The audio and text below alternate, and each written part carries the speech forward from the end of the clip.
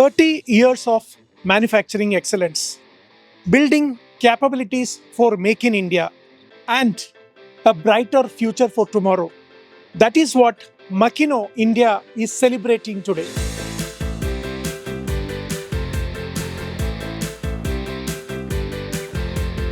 In the last 15 years of manufacturing journey, Makino has added almost 8 to 10 products, and all these products are manufactured here for the Indian market and to the same exacting precision quality of global Makino standards.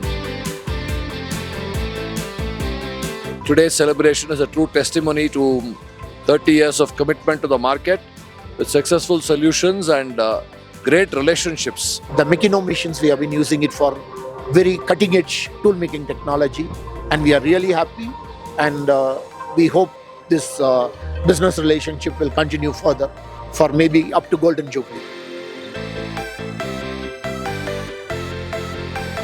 The machines which we bought about 22 years back, even today we use them and to the fullest capacity and capability. Today I'm enjoying with Makino. I'm a proud family member of Makino. Thank you very much, Makino. And I love Makino. That's what I can say.